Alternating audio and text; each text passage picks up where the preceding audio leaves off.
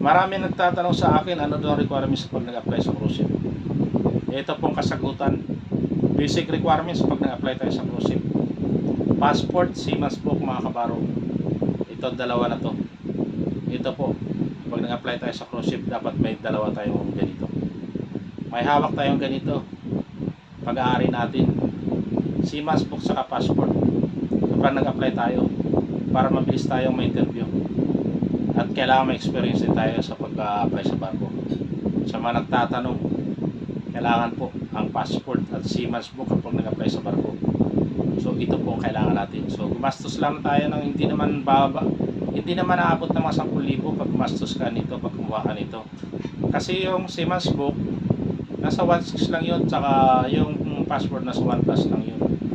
Tapos yung SOLAS, bago ka makakuha ng seaman's book, mura lang yun, wala pang 5,000 makakuha ka ng SOLAS. So walang 10,000 makakuha ka na nito, mababa lang. So kapag kumuha tayo, dapat tago natin resibo dahil kapag natanggap tayo sa barko, makakapag-refund pa tayo. So tago mo lang resibo mga kabaro kabayan, ka-59. So dapat may ganito tayo, hawak, passport sa seaman's book kapag gusto natin mag-apply sa cruise ship. Sa mga nagtatanong dyan, ito po yung pinaka-basic requirements kapag nag-apply tayo. So ito, nakuha mo na kabayan, kabaro. Basic requirements mo, passport sa seaman's book. Kapag nag-apply tayo sa barko, di ba? Kita nyo. So ito po, mga kabaro, seaman's book sa passport para makapag-apply tayo sa cruise ship. Ayan, shoutout sa lahat ng mga aspirant.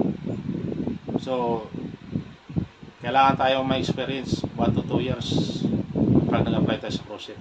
At itong hawak nyo rin, passport saka seaman's book para mabilis tayong matanggap. Sipag lang sa pag-apply, huwag tayong mawalan ng pag-asa. Dahil ganun talaga, kailangan magantay mo. Antayin mo yung evaluation na pumasa ka at maging qualified. So, ang advantage dyan, galing ng hotel, resort, airport, o land base. Yan yung mga qualified mag-apply sa cruise ship. 1 to 2 years lang. Yung mga gusto mag-apply sa mga restaurant, sa cruise ship, pwede yung mga experience galing Jollibee, McDo, pwede kayo mag-apply sa mga malaking restaurant na kilala. Tsaka yung mga security naman, basta na kumawak ka kahit sa building ka lang na sign, building guard, kumawak ka lang ng X-ray machine, alam mo mag-operate siya, pwede ka rin mag-apply sa cruise ship. So advantage siya mga galing sa airport saka sa hotel sa gusto mag-apply sa cruise ship. So mas maganda may hawak tayong ganito, passport saka seaman's book. Wala pang 10,000 pag kumuha ka nito, mga kabaro. Pag natanggap ka naman, sobra-sobra pa yung makuha mong pera. Ang laki na sahod sa cruise ship kung natanggap ka. So kapag nag-apply tayo, kailangan masipag magtyaga tayo. Samahan mo na rin ng dasal para mabilis kang matanggap. Ayan, shoutout sa lahat ng mga kabaro, ka-5 na mabuhay kayo.